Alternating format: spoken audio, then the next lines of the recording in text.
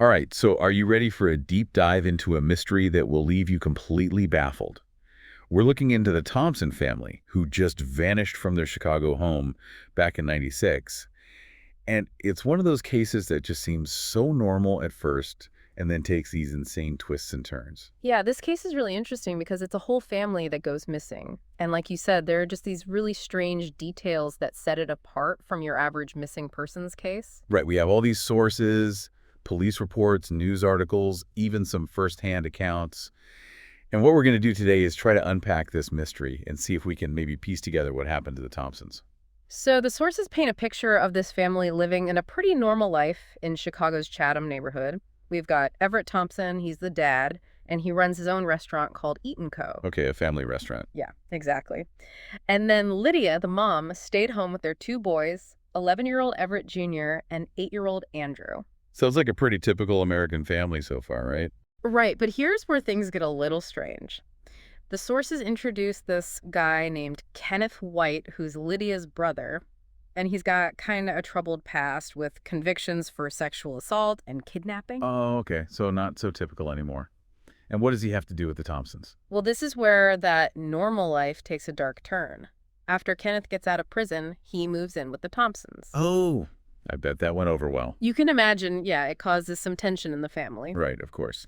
The sources describe Kenneth as feeling like he was owed the family home, which he inherited along with Lydia and their other sibling. Oh, I see. But the thing is, this is the house where Everett and his family were living, and Kenneth being there caused a lot of friction, like a lot. Oh, I can imagine, especially with his background. Yeah, and it gets worse. It actually escalated to the point where Kenneth chased Lydia around the house with an axe. What? With an axe? That's terrifying. Yeah, it's a really scary situation, and it shows how volatile things had gotten. Did anyone, call the police or anything? They did. Lydia actually called the police on July 3rd, 1996, to report this axe incident. So the police knew he was a threat. Well, according to the reports, the police showed up, but they didn't see any immediate danger and just left without doing anything. Really? They just left. Yeah. And looking back, it seems like they maybe should have taken Kenneth's past and the seriousness of the threat a little more seriously. Right, like maybe this was a chance to intervene before things got worse. Exactly. It's definitely a missed opportunity. And I'm guessing things did get worse. Yeah, they did. Just 2 days later, on July 5th, things took a really bad turn. Everett was at his restaurant talking on the phone with his father when he got another call, this time from Lydia. She was totally frantic, saying that Kenneth was chasing her around with an axe again. Oh my gosh, again. Was she alone with the kids? Yeah, she was home alone with the boys. It must have been terrifying. That's awful. What did Everett do? He told his dad that he had to go home right away and rushed out of the restaurant. And that was the last anyone saw of him. Yeah, that was the last time anyone ever saw or heard from Everett. Wow, this is crazy. So he goes home to protect his family, and then he just disappears. Exactly. And it gets even weirder. About 2 hours after Everett left the restaurant, Kenneth shows up driving the family van. Hold on. Kenneth shows up at the restaurant in Everett's van. Yep. And he tells the manager that Everett got arrested after a car accident. Arrested? A car accident? Something doesn't sound right here. Right, but there's more.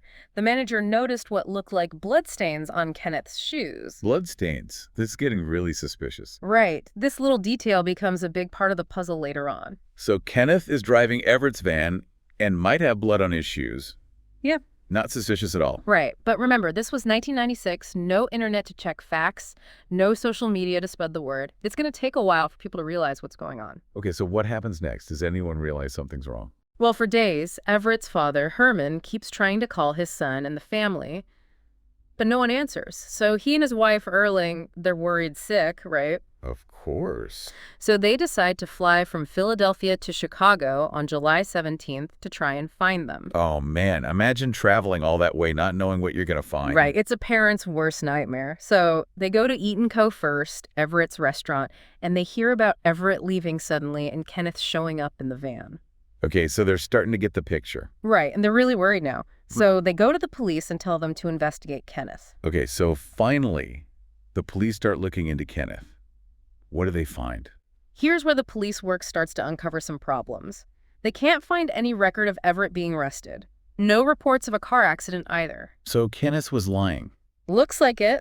And it gets even worse. They find out that Kenneth sold the family van to a scrapyard. Sold the van. Yep. And guess what? It was immediately crushed, destroying any evidence it might have had. Oh, come on. That's too convenient. Right. Like, if he was innocent, why get rid of the van? Yeah, exactly. And there's more. They also find out that Kenneth forged Lydia's signature to sell their house. Wait, he sold the house too? Yep. And by the time the police found out, the new owners had already gutted the place. Seriously. Yeah. So he sells the van, sells the house. It's like he was trying to erase them completely. It's a really disturbing pattern, and it makes you wonder what he was trying to hide. Right. But is there any actual proof that he had something to do with their disappearance? Oh, that's the tricky part. At this point, it's all circumstantial. There's no direct evidence tying him to their disappearance. But the timing is awfully suspicious. The van, the house, and the family is just gone. Exactly. And then there's this other piece of the puzzle. The investigation found some strange things from before the house was sold. The inspector's notes say that the kitchen floor was ripped out and the bathtub and toilet were painted red. Ripped out the floor and painted the bathroom red. That's not normal. Right. And it's even weirder because these changes weren't there when the police went to the house on July 3rd. So something happened between then and when the family disappeared. Okay, so someone was trying to hide something. What did Kenneth say about all this? That's the thing. It's not really clear. We don't have any statements from him explaining these changes or anything he did. So we're left to wonder, what was he thinking? What was he hiding? We have a missing family, a suspicious brother-in-law, and a house that's been mysteriously changed. What happens next? Well, it's just the beginning. This case is about to get even crazier. Are you ready to keep going? So we're left with all these questions about Kenneth. Did the police ever, confront him about all this weird stuff? It did, but it took a while. Like a whole year later, in July 97, the police and the FBI finally search his trailer in Gary, Indiana. You'd think with all that suspicious activity they would have done that sooner. Yeah, you'd think so, right? I mean, he was the last one with the van, and his story didn't add up. So what did they find in his trailer? Did they find anything? This is where it gets even darker. They found these men's gym shorts and a kid's sock, both soaked in blood. Blood? Are you serious? So they finally had proof that he was involved. You'd think so, right? But no arrests were made at that time. Wait, what? They found blood-soaked clothes and they didn't arrest him. It's crazy, right? And even today, there's no public report saying whose blood it was or how it connected to the case. That's so frustrating. It's like they hit a dead end. Yeah, it's really hard to say what was going on with the investigation at that point. So what happened to Kenneth? Did he just get away with everything? Well, not exactly. He did eventually get arrested, but not for the Thompsons' disappearance. Oh. What was he arrested for then? In November 97, he got arrested for violating probation by not registering as a sex offender. Right, because of his past. Exactly. And then a month later, he's arrested again, this time for forging Lydia's signature on a check. So even though he's facing some serious charges, none of it is for the missing family. Right. It's really strange, and he never actually stood trial for any of it. Why not? What happened? While he was in jail in Chicago, Kenneth committed suicide. Oh, wow, he killed himself. Yeah, he didn't leave a note, and they ruled it as self-inflicted. So, another mystery on top of the missing family. Did the police think his suicide meant he was guilty? Yeah, law enforcement seemed pretty convinced that he was responsible all along. But now they'd never be able to prove it. Right, one of the lieutenants working on the case said something like, "We believe he had a lot to do with their disappearance. Now that he's dead, we hope people who knew him will come forward." So they're hoping for new leads now that he's gone. Yeah, but unfortunately there haven't been any major updates since his death, and they haven't found the Thompson family's bodies. It's strange how little attention this case got. You'd think a whole family disappearing like that would be huge news. You're right, it's really odd how quiet it's been. It makes you wonder if there was something more going on that we don't know about. And all the unanswered questions, did they ever figure out if he acted alone or if someone else was involved? That's still a mystery, but one thing that's really strange is that none of the Thompsons' social security numbers have been used, and their bank accounts haven't been touched since they disappeared. So there's been absolutely no trace of them. Nothing except for the check Kenneth forged. Wow, it's like they just vanished off the face of the earth. Yeah, it's really unsettling. But here's another twist to this whole thing. A theory that's kind of out there, but also gives a little bit of hope. Okay, I'm intrigued. What is it? Well, a police officer who worked on the case mentioned that there was this theory going around that maybe the Thompsons except for Everett, used some sort of underground structure to escape from Kenneth. Wait, underground structure? What are we talking about? Like a tunnel or something? That's the idea. The report said they might have hidden underground because they were scared of Kenneth. He was chasing them with an axe, so yeah, I can see why they'd be scared. Right. It sounds crazy, but it adds another layer of mystery to the case. Did anyone actually see them using this underground thing? Well, this is where it gets really interesting. Some neighbors said they saw Everett coming back to the house late at night a bunch of times after the family disappeared. Everett. But he disappeared too, right? Yeah, but they said he would come back, acting really strangely, like he was looking for something. So maybe he was looking for his family. That's what one of the neighbors thought. Her name was Marie, and she actually talked to him one night. What did he say? Marie said Everett told her he was looking for his family in a bunker under the house.